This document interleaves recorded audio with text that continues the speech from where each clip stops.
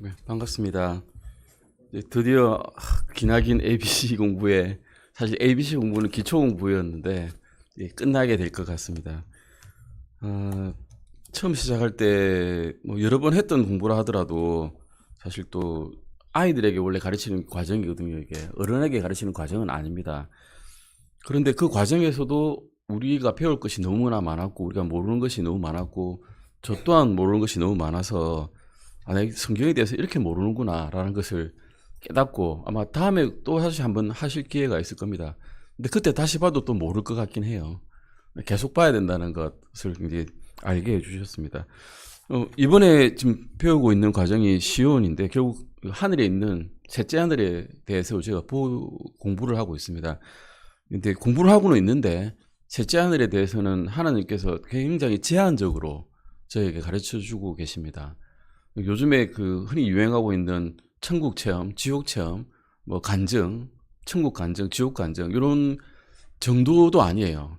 아주 얇게만 보여주시거든요. 얇게 보여주고 계시는 이유가 요한계시록에도 나와 있고 바울도 말을 했거든요. 사실은 내가 이 천국에 대해서 갔다 왔는데 즉 루스드라에서 돌에 맞고 돌팔매질에 맞고 죽고 난 다음에 셋째 하늘에 다녀왔는데 거기서 다 보고 왔는데 말을 못한다. 왜냐하면 그것은 말을 하는 것이 위법이라고 말을 하였습니다. 하나님께서는 이 땅 사는 동안에 천국에 대한 소망을 가지고 구원을 받기를 원하시지 천국만 이게 막 파고들고 지옥만 파고들고 하기를 원하지는 않으셨던 것 같아요. 이건 위험 때문에 아니면 여기에는 그 이득 때문에 너희가 나를 믿기를 원하지 않고 나를 사랑하기 때문에 나를 원하기를 바란다라고 말씀하시고 계신 것 같기는 해요. 이득을 바라지 말고 나를 사랑하라는 말씀이긴 같기도 하고요. 어쨌든 지금 우리가 보고 있는 것은 우리가 영원히 살게 될 천국에 대해서 성경에서 가르쳐 주시고 계신 그 정도를 보고자 합니다. 180페이지에 이제 하늘은 무엇과 같습니까? 라고 이렇게 나와 있죠. 고린도전서 2장 9절 찾아보실까요? 고린도전서 2장 9절 보시겠습니다. 사실 시편 말씀입니다. 이 말씀은 시편에 나와 있는 말씀이죠. 고린도전서 2장 9절 잠깐 보시겠습니다. 찾으셨으면 같이 한번 읽어보실까요? 그러나 이것은 기록된 바 하나님께서 자신을 사랑하는 자들을 위해 예비하신 것들은 눈이 보지 못하였고 귀가 듣지 못하였으며 사람의 마음속에 들어가지도 못하였도다 한과 같으니라. 예. 하나님께서는 영광스러운 도시를 예비를 하셨습니다. 그리고 천국을 예비를 하셨죠. 우리를 위해서, 믿는 사람들을 위해서. 그런데 그것을 보여줘도 눈이 못 보고 천상에 있는 아름다운 음악들을 들려줘도 귀가 못 듣고 우리의 마음속에도 들어가지 못한다라고 말씀하셨어요. 그러니까 들려줘도 모른다는 거죠. 구원받지 않은 사람들은 이걸 들려줘봤자 이게 무슨 설화입니까? 이게 무슨 이야기입니까? 그냥 그 정도 옛날 이야기로 치부해버린다는 거죠. 이게 이 말씀에 하면 하늘이 무언가 같은지 적절하게 이런 묘사를 한들 사람들 마음속에 눈이 보지 못하고 귀가 듣지 못한다는 거죠. 그러니까 천국에 갔다 와서 천국 체험 스테반 볼이라는 사람이 책을 썼거든요. 근데 그 사람이 과연 쓴 것이 옳으냐라고 물으신다면 성경적으로는 맞지 않다라고 할 수 있습니다. 지옥 갔다 온 지옥 간증하는 분들이 지옥 간증했거든요. 지옥에 갔더니 교회 장로인 분들이 지옥에 다 갇혀 있더라 하면서 그런 말씀 막 나오는데 그러면 그 말이 옳냐? 예, 옳지 않다고 할 수 있습니다. 성경적으로. 성경이 우리의 믿음이잖아요. 우리 성경적으로 믿는 사람이기 때문에 그 말씀에 현혹된 게 아니라 성경을 읽어야 된다는 거죠. 결국은 우리가 해야 될 바는 하나님의 말씀을 읽으라는 거고 하나님의 말씀을 듣고 거기에 맞춰서 생활하는 겁니다. 고린도후서 12장 2절에서 4절 바울은 이렇게 말했습니다. 고린도후서 4절 보실까요? 고린도후서 12장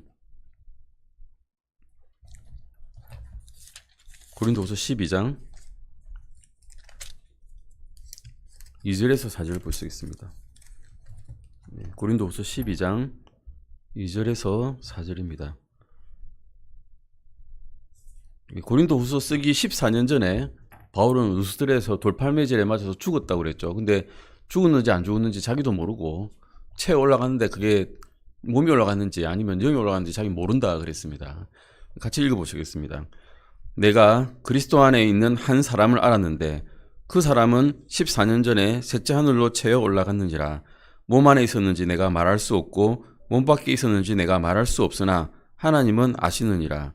내가 이러한 사람을 알았는데 몸 안에 있었는지 몸 밖에 있었는지 내가 말할 수 없으나 하나님은 아시느니라. 그가 낙원으로 채어 올라가 말할 수 없는 말들을 들었는데 사람이 그것들을 말하는 것은 법에 어긋나느니라. 예, 법에 어긋난답니다. 그것을 말하면 법에 어긋납니다. 이 법은 어느 나라 법일까요? 우리가 살 시민, 천국 시민이 지켜야 될 천국 나라 법입니다. 그러면 사도 바울은 분명히 하늘에 비공개 시연을 봤습니다. 잠깐 곁눈질로 싹 봤어요. 다 봤어요. 이 사람이 보고 난 다음에 그 다음 마음이 어떻게 변했는 줄 아십니까? 내가 천국에 가고 싶으나 지금은 너희 때문에 내가 여기 있다 그랬어요. 너희를 위해서. 천국을 받기 때문에 알거든요. 내가 어떻게 살게 될지. 내가 거기 가니까 내 맨션이 있는데, 근데 거기 가니까 황금길이 있는데, 전국 건물이, 모든 건물이 다 금으로 되어 있는데, 나 차라리 여기서 이 고난 안 받고 빨리 가고 싶은데, 내가 여기 있는 게 너희를 위해서 이득이 되기 때문에 내가 여기 있겠다라고 마음이 바뀌었거든요. 이 일 위에. 안 그러면 그런 말을 할 이유가 없잖아요, 이 사람이. 그렇게 고생을 한 사람인데. 차라리 자살을 하고 싶을 정도로 이 땅을, 이 천국을 바랬을 것인데, 우리를 위해서, 장차 구원을 받게 될 이방인들을 위해서, 하나님의 일을 위해서 땅에 남아서 계속 말씀을 전했다라고 본인이 진술을 하고 있습니다. 바울은 왜 하늘에서 상세히 묘사하지 않았을까? 물어보시면 법에 어긋나기 때문에. 또 하나님은 정확히 아시지만 나는 정확히는 알 수 없거든요. 내가 전했는데 만약에 정확히 전하지 않았으면 어떻게 될까요? 거짓말하는 거잖아요. 하나님은 거짓말을 극도로 증오하시는 분이시기 때문에 함부로 말을 하실 수가 없었을 겁니다. 히브리서 9장 24절 잠깐 보시겠습니다. 히브리서 9장 24절 찾아보실까요? 거기에는 그러면 누가 계실까? 라는 것을 우리가 볼 수 있습니다. 누가 계실까? 천국에 누가 계실까? 스데반 집사는 봤죠. 죽기 전에 돌에 맞아 죽으면서도 하늘을 위로 딱 들어보니까 누가 보였죠. 스데반 봤습니다. 잠깐 보시겠습니다. 히브리서 9장 24절입니다. 이는 그리스도께서 참된 것에 모형들인 손으로 만든 거룩한 처소들로 들어가지 아니하시고 이제 우리를 위해 하나님 앞에 나타나시려고 하늘 그 자체로 들어가셨기 때문이라. 히브리서 9장 24절에 의하면 하늘에 누가 계신다고 말씀하고 계십니까? 예수님께서 계신다고 말씀하고 계십니다. 스데반 집사는 하느님의 우편에 앉아 계신 예수님을 본 게 아니라 스데반을 맞이하려고 일어서 계신 예수님을 보았습니다. 영접하시려고, 이 죄인인데 영접하시려고 앉아서 이리 와라 할 수 있거든요. 이리 왔나? 내가 높은 사람이잖아요. 높은 분이고 우주를 다 지으신 분이고 만물의 창조자신데 한낱 인간을 맞으시려고 일어서셨어요. 예수님께서. 스데반을 맞으려고 일어서서 기쁘게 맞으시려고 일어서셨던 그 분을 우리는 볼 수가 있습니다. 우리가 죽을 때.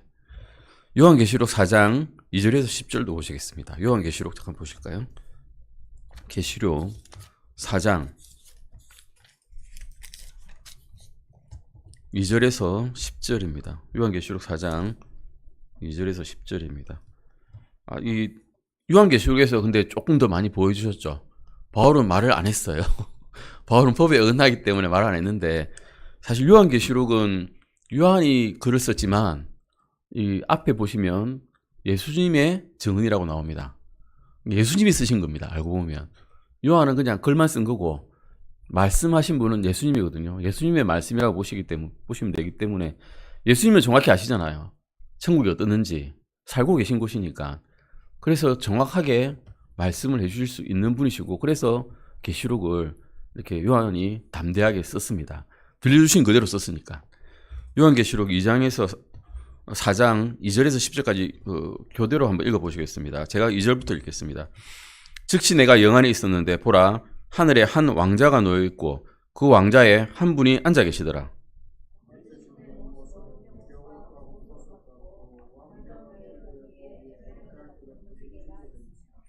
또 그 왕자들 내에 24자리가 있더라. 내가 보니 그 자리들에 24장로가 흰옷을 입은 채 앉아 있는데 그들이 머리에 금왕관을 썼더라.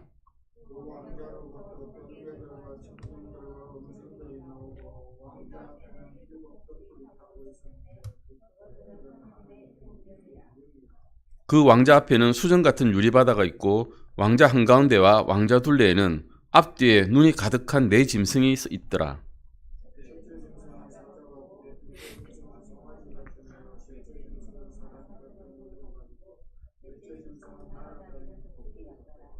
네 짐승 즉 그것들이 저마다 자기 둘레에 6날개를 가졌고 그것들의 안쪽에는 눈들이 가득하더라. 또 그것들이 밤낮 쉬지 않고 이르기를 거룩하다 거룩하다 거룩하다 주 하나님 전능자여 그분은 전에도 계셨고 지금도 계시고 앞으로 오실 분이시니라 하더라.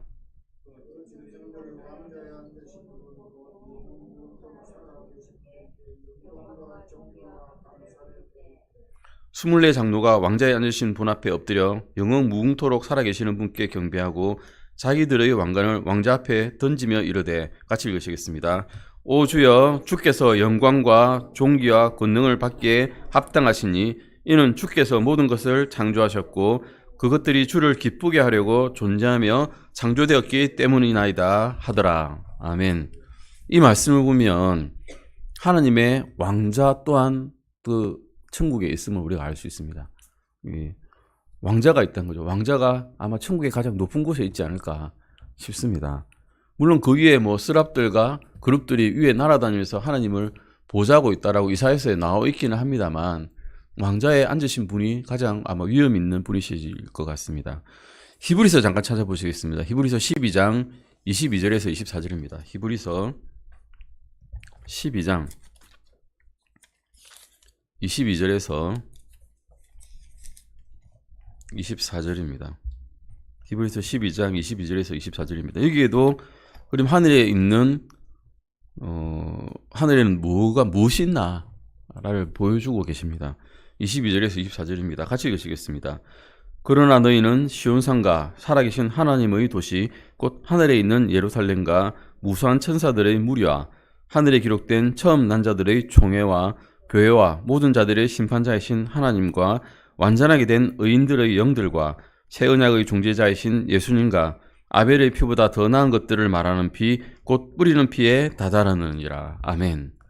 여기서 우리가 하나님의 영광이라고도 이야기하고 천국이라고도 이야기하는 이 천국에는 뭐가 있느냐라고 물어보시면 일단은 시온산이 있다고 기록되어 있죠.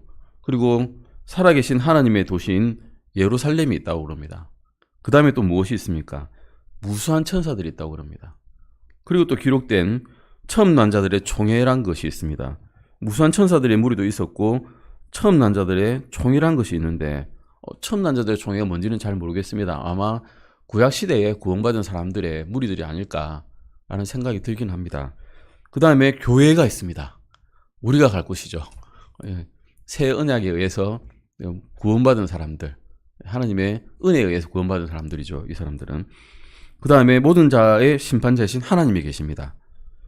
그 다음에 또 누가 있습니까? 완전하게 된 의인들의 영이 있습니다. 그리고 또 누가 있습니까? 가장 중요한 분이시죠. 새 언약의 중재자이신 예수님께서 계십니다. 이게 가장 중요합니다. 그리고 또 아벨의 피보다 더 나은 것들을 말하는 피, 뿌리는 피가 있습니다. 우리 언약궤 아시죠? 언약궤. 성막 지성소에 들어있는 언약궤 안에는 무엇이 들어있습니까? 십계가 들어있고 그 다음에 만나가 들어있고 또 쌍난 지팡이가 있죠. 세 가지가 들어있는데 십계라는 것은 사실은 율법이거든요. 율법은 무엇을 말하는가 하면 죽음을 말합니다. 십계명을 지키지 않은 사람은 다 죽는다는 그 뜻이거든요. 근데 십계명을 지킬 수 있는 사람이 이 세상에 없다는 건 다 알고 계시죠? 아무도 없습니다. 그래서 언약궤 위에 덮는 뚜껑이 있습니다. 그게 긍휼의 자리입니다. 그 위에 그룹들이 이렇게 모양이 나 있죠. 날개가 있는 천사 같은 모양의 그룹이 있습니다. 거기에 들어가려면 제사장은 대제사장은 어떻게 해야 되는가 하면 그 위에다가 피를 뿌려야 됐어요. 속죄 피를 뿌려야 됐습니다. 그래야 안전하게 들어갔다가 안전하게 나올 수 있었습니다. 이 뿌리는 피가 이미 뿌려져 있다는 겁니다. 누구의 피일까요? 우리 예수님의 피입니다. 우리의 죄를 다 덮으신, 우리의 율법에 어긋나는 우리의 피를 어긋난 그 의가 있다 하더라도 누기 같은 의밖에 없는, 누더기 같은 의밖에 없는 우리의 죄를 덮어주시는, 지름 같은 죄를 덮어주시는 하나님의 피가, 예수님의 피가 거기에 계십니다.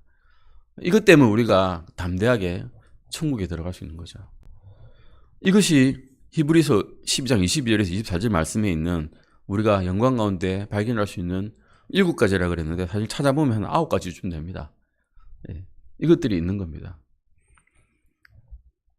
영원한 하늘의 중심부, 천국은 예루살렘이 아닙니다. 천국 안에 예루살렘이 있다고 보시면 됩니다. 새 예루살렘이죠. 근데 새로운 성전이 없습니다. 그 예루살렘에는 하나님과 예수님께서 직접 성전이 되시기 때문에 성전이 없는 겁니다. 빛나는 존재고 낮과 밤이 없는 그런 장소입니다. 요한계시록 21장 2절 잠깐 보실까요? 계시록 21장 2절입니다. 요한계시록 21장 2절입니다. 새 하늘과 새 땅이 나타난 다음입니다. 이건 천년왕국 지나고 난 다음에, 천년왕국에서 심판이 다, 흰왕자 심판이 끝났죠. 이제 끝나고 난 다음에 일어나는 일입니다. 그 앞에 있던 땅들은 불로서 다 정화되었습니다. 지표면에 있는 건 아무것도 없습니다. 이제 새 하늘과 새 땅이 이제 나타나는 겁니다. 같이 한번 읽어보시겠습니다. 요한계시록 21장 2절입니다. 같이 읽으시겠습니다. 나 요한이 보니 거룩한 도시 새 예루살렘이 신부가 자기 남편을 위해 단장한 것 같이 예비하고 하늘에서 하나님으로부터 내려오더라. 아멘. 영원한 하늘의 중심부에는 하나님의 거룩한 도시 예루살렘이 있는데, 새 하늘과 새 땅이 되게 되면 하늘에서부터 땅으로 내려온다라고 기록이 되어 있습니다. 그전에는 그러면 하늘에 떠 있었겠죠. 천년왕국 때도 아마 하늘에 떠 있었을 것입니다. 땅에 내려와 있다는 기록은 없으니까요. 근데 그게 정확한지 아닌지는 우리는 알 수는 없습니다. 지금은 알 수는 없습니다. 아마 그때 되면 알 수는 있겠죠. 다 보여주실 거니까요. 그러면 하늘의 예루살렘은 어떤 모습일지 성경에서 가르쳐 주고 계신 바를 한번 보고자 합니다. 요한복음 14장 2절에 내 아버지 집에 거할 곳이 많도다라고 말씀하고 계십니다. 한번 찾아보실까요? 요한복음 14장 2절입니다. 요한복음 14장 2절입니다. 찾으셨으면 14장 2절입니다. 요한복음 14장 2절 말씀입니다. 찾으셨으면 같이 한번 읽어보시겠습니다. 내 아버지 집에 거할 곳이 많도다. 그렇지 않으면 내가 너희에게 말해 주었으리라.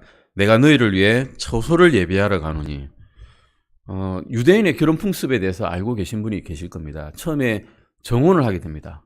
남자와 여자가 정혼을 하게 되죠. 정혼을 했으면 바로 같이 사느냐? 그렇지 않습니다. 남자는 자기 아버지 집에 가서 열심히 일해서 자기가 거할 처소를 만듭니다.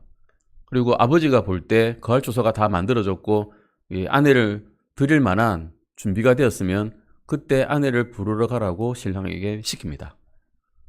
그러면 이 남자는, 남편이 될 사람은 처소가 일단 준비가 되어 있어야 되죠. 거할 처소가. 이 말씀입니다.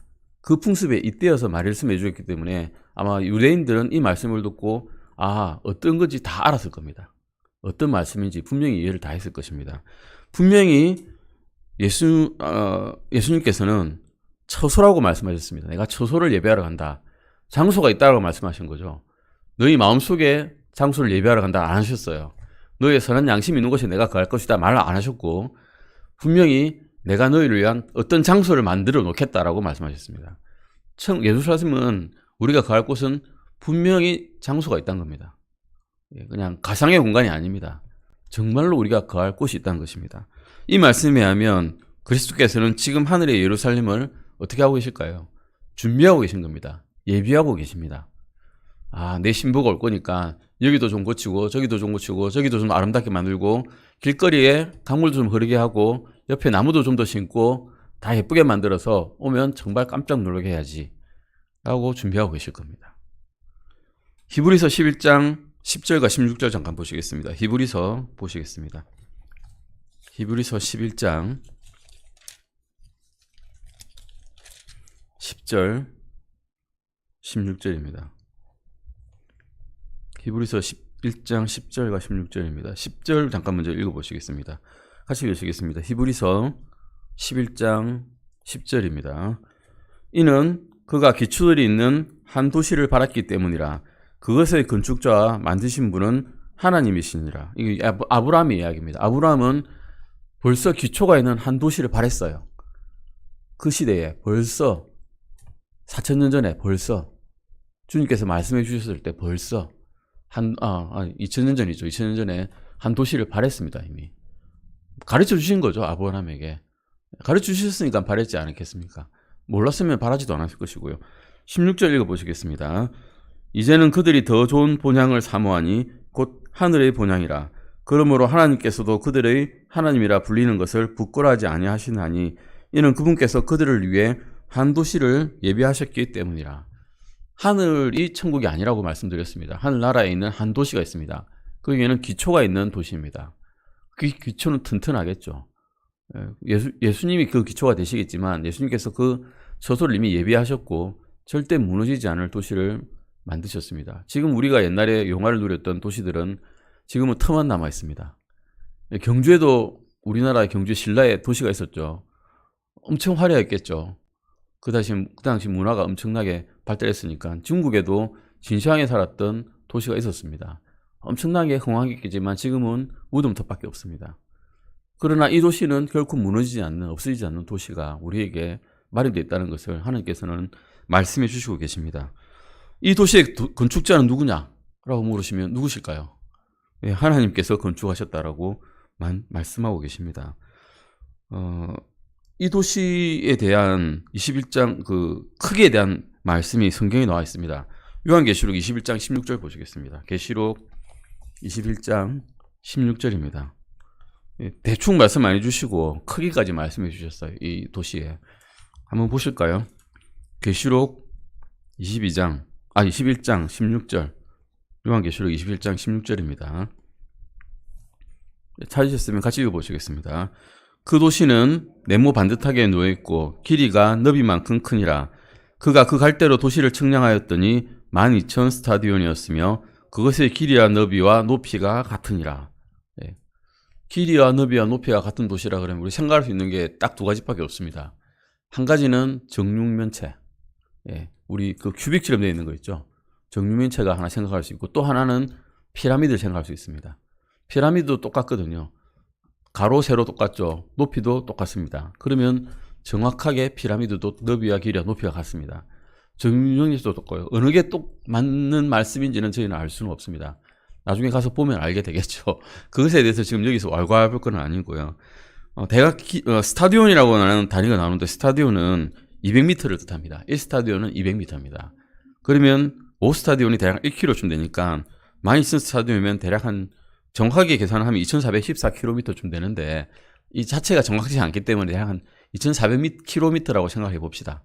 2,400km면 우리가 생각해보면 서울에서 부산까지가 한 450이라 치면 대략 5번 정도 왔다 갔다 할 거리입니다. 왔다 갔다 5번 정도. 그 정도 큰 도시란 겁니다. 큰 거리고 만약에 우리가 그 도시의 입구에 들어가서 그 도시 끝으로 나오려고 하면 2,400km를 쭉 가야 됩니다. 엄청나게 큰 도시입니다. 상상하기 힘든 도시죠. 예.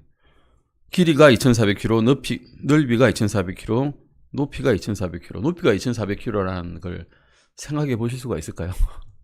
와, 그게 만약에 누가 계산해 놨던데 1m 거리마다 2,400km 그 평방 킬로미터 안에 사람을 세우면 지금까지 지구상에 태어난 사람, 구원받았던 구원받지 않았던 태어난 사람들을 쫙 1m 간격으로 깔면 1층에 다 깔 수 있답니다. 1층에. 그 정도로 넓은 공간입니다. 대략 한 미국하고 멕시코를 넘어가는 그 크기의 건물이 있는데 그 건물이 높이가 똑같이 2,400km. 1층만 채우고도 다 되니까 구원받은 사람이 들어가기에는 충분하게 넓은 곳이고 그래서 맨션을 주실 수도 있는 그런 공간이란 거죠. 요한계시록 21절도 보실까요? 21장 21절입니다. 같이 한번 읽어보시겠습니다. 여기도 문이 있습니다. 같이 읽어보시겠습니다. 도시니까 문이 있죠. 같이 읽겠습니다.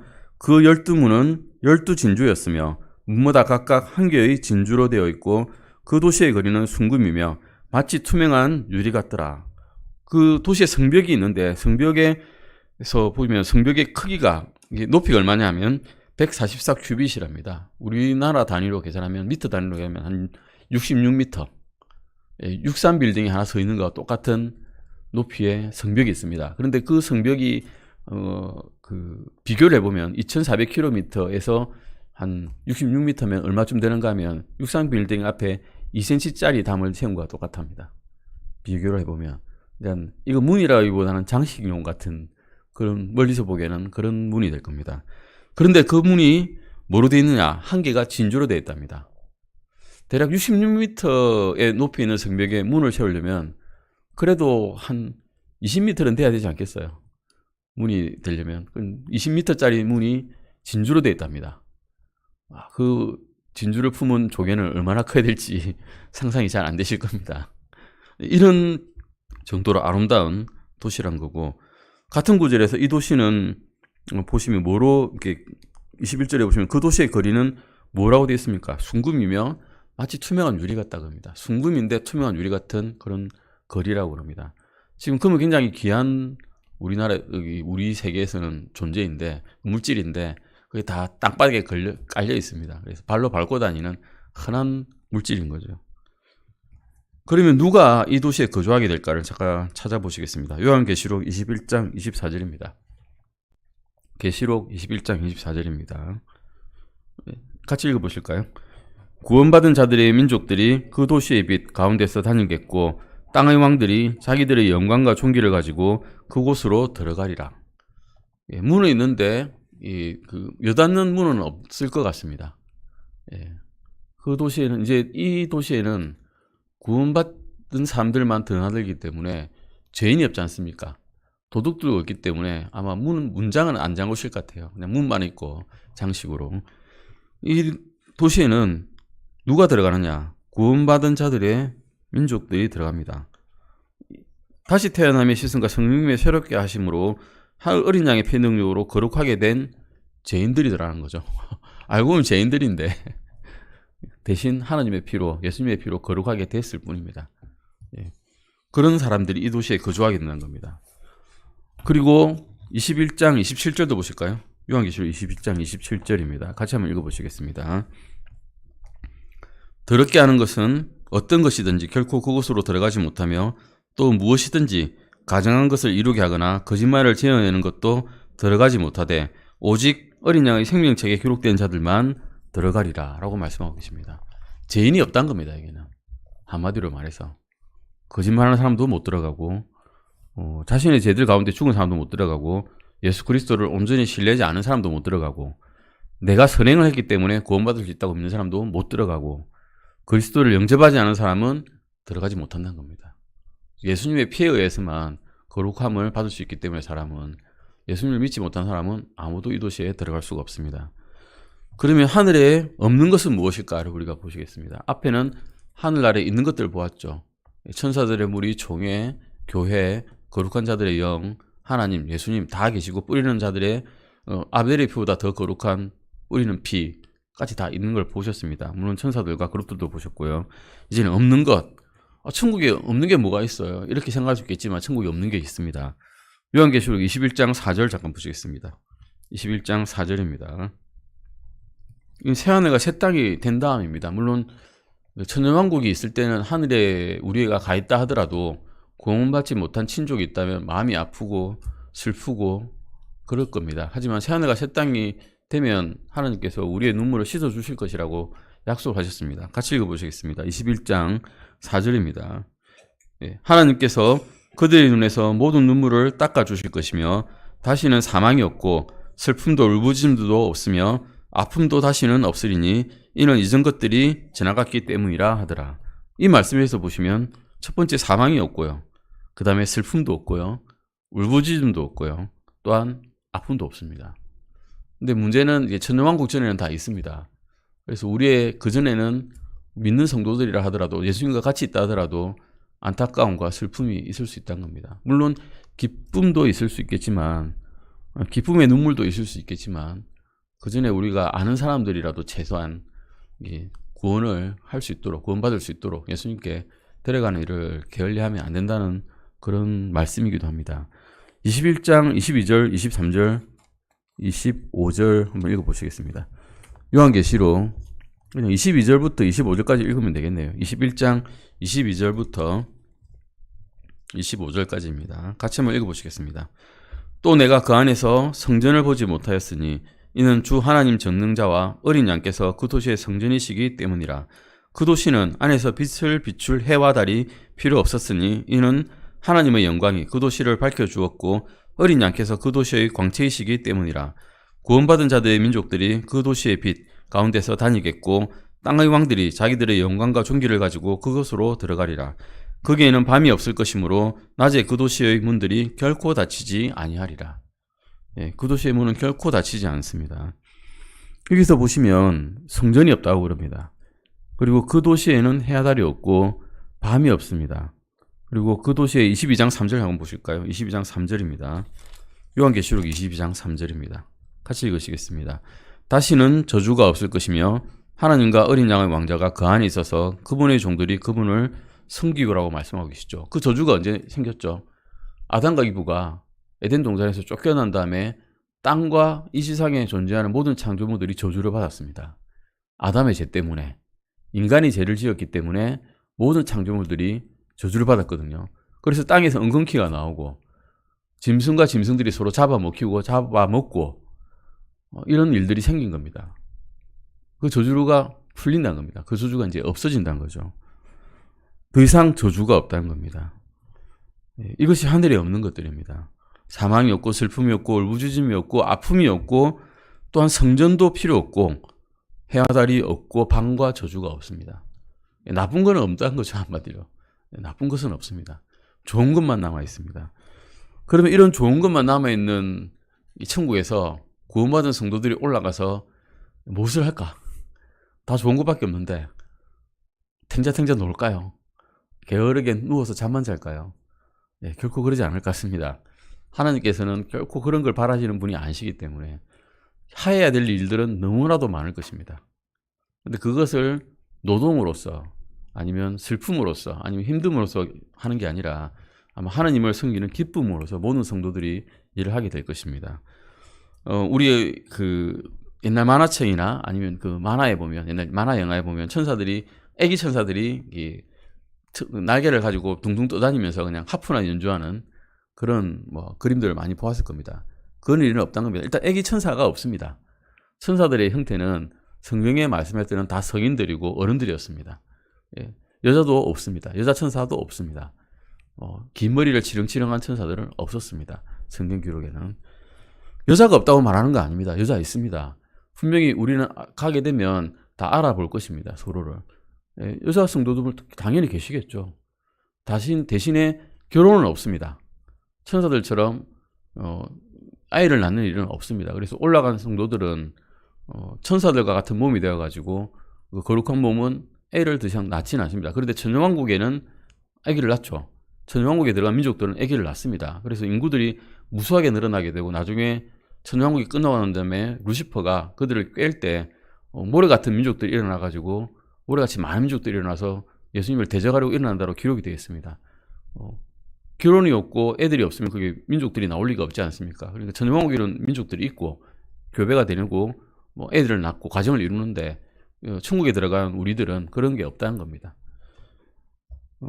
근데 하늘에서 무엇을 할까? 첫 번째 요한계시록 5장 9절 잠깐 보시겠습니다. 요한계시록 5장 9절입니다. 계시록 5장 9절 말씀입니다. 요한계시록 5장 9절입니다. 같이 읽으시겠습니다. 그들이 새 노래를 불러 이르되 주께서는 그 책을 취하여 그 책의 봉인들을 열기에 합당하시니이다. 주께서 주임을 당하시고 주의 피로 모든 족속과 언어와 백성과 민족 가운데서 우리를 구속하사 하나님께 드리셨으며 라고 말씀하는 중에서 그들이 무엇을 했습니까? 새 노래를 불렀습니다. 다 찬양대가 될 수 있다는 거죠. 찬양을 합니다. 주님을 찬양하고 하나님을 찬양하는 그런 일을 하고 있습니다. 일을 안 한 게 아니죠. 그러고 보니까 요한계시록 7장 15절도 보시겠습니다. 7장 15절입니다. 7장 15절입니다. 놀고 있다고 분명히 말씀 안 하고 계신 구절이 분명히 나옵니다. 올라간 사람들은 놀고 있습니다라고 안 하고 있습니다. 같이 읽으시겠습니다. 그러므로 그들이 하나님의 왕자 앞에 있고 그분의 성전에서 밤낮으로 그분을 섬기며 또 왕자에 앉으신 분께서 그들 가운데 거하시리니. 아멘. 일 안 하고 있지 않습니다. 밤낮으로 그분을 섬긴답니다. 섬기는 일은 굉장히 많지 않습니까? 만약에 뭐 수학자라면 자기의 수학으로서 이 아름다운 분의 수식을 완성할 것이고, 미술가라면 그림을 그려서 그분을 찬양할 것이고, 예술가라면 아름다운 노래를 부를 것이고, 작곡가라면 작곡을 할 것이고, 일들이 무수히 많이 있습니다. 근데 의사가 할 일이 별로 없을 것 같긴 해요. 의사는 아픈 사람이 없으니 뭘 하겠어요. 아픈 사람 없지 않습니까? 그 생명나무에서 나오는 그 잎사귀로 모든 민족들을 치유한다고 되어 있으니까 잎사귀는 따라갈지 모르겠습니다. 의사는 그 정도 일을 하지 않을까 싶고요. 그 22장 3절 5절 보시겠습니다. 요한계시록 22장 3절과 5절 보시겠습니다. 요한계시록 22장 3절 5절입니다. 3절 5절입니다. 같이 읽으시겠습니다. 3절에서 그냥 5절까지 같이 읽으시겠습니다. 다시는 저주가 없을 것이며 하나님과 어린 양의 왕자가 그 안에 있어서 그분의 종들이 그분을 섬기며 그분의 얼굴을 볼 것이요 그분의 이름이 그들의 이마 안에 있으리라. 거기에는 밤이 없어서 등잔뿐이라 햇빛이 그들에게 필요 없으리니 이는 주 하나님께서 그들에게 빛을 주시기 때문이라. 그들이 영원무궁토록 통치하리라. 통치를 합니다. 예, 뭘 통치할까요? 아마 주님께서 주시는 모든 것을 통치할 거예요. 주님께서 저기 있는 은하수에 있는 별들에 가서 통치를 하실 수도 있고요. 별들의 운행을 너희가 좀 살펴라 하실 수도 있고요. 그때는 영광스러운 몸이기 때문에 생각만 하면 어디든지 갈 수 있지 않겠습니까? 지금은 우주선을 쏴야 달에라도 간신히 갈 수 있는데 그때는 그런 게 필요 없을 겁니다. 가서 보고 잘 돌아가고 있습니다.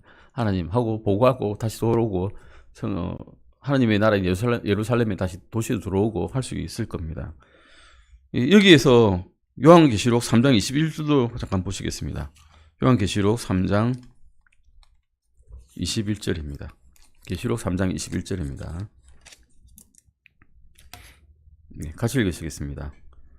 이기는 자에게는 나 역시 이긴 뒤에 내 아버지와 함께 그분의 왕자에 앉게 된 것 같이 나와 함께 내 왕자에 앉는 것을 내가 허락하리라.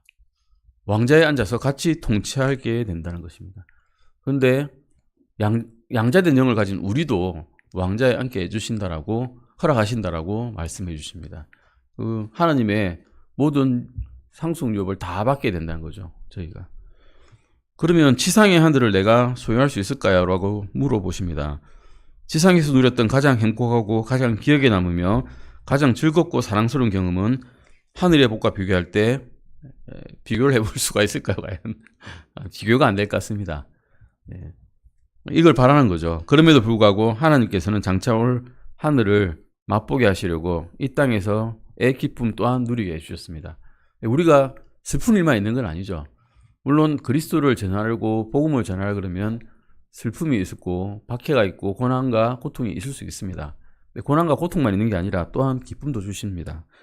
우리의 가정을 주셔서 기쁨을 주시고 우리의 이 아름다운 교회, 안전하게 예배드릴 수 있는 교회를 주셔서 기쁨을 주시고 주님께서 우리와 같이 동행해 주신다는 그런 믿음을 주심으로써 이런 기쁨들을 일상에서 느끼는 기쁨들을 느끼게 해주셨습니다. 이런 것들은 하늘의 놀라운 것들을 비록 불완전한 상태이긴 하지만 반영을 해주시고 계십니다. 우리는 그 하늘에 있는 우리의 본향을 항상 바라고 기다리는 겁니다. 하늘에 있는 허다한 증인들이라고 그랬죠. 하늘에 있는 허다한 증인들이 온 경기장에서 우리를 바라보고 있는 것 같이 응원을 해주고 있을 것입니다. 미리 우리보다 먼저 앞서갔던 구약의 성도들 그리고 우리의 믿음을 소유한 채 우리와 같은 믿음을 소유한 채 죽어가셨던 모든 분들이 하늘에 있어 바라보면서 우리가 이 인생에서 경주를 하고 있는 것을 보고 응원하고 기도하고 있을 것입니다. 물론 예수님께서 기도해주고 계시겠지만요. 읽기 숙제는 우리 요한계시록 21장 22장을 한번 읽어보시고요. 요한복음 14장 2절 잠깐 보실까요? 요한복음 14장 2절입니다. 요한복음 14장 2절 말씀입니다. 저번에도 오늘 아침에도 잠깐 읽었지만 같이 읽어보시겠습니다. 내 아버지 집에 거할 곳이 많도다. 그렇지 않으면 내가 너희에게 말해 주었으리라. 내가 너희를 위해 처소를 예비하러 가노니 라고 하는 이 말씀에 소망을 두고 살아가시기 바랍니다. 기도하시고 마치시겠습니다.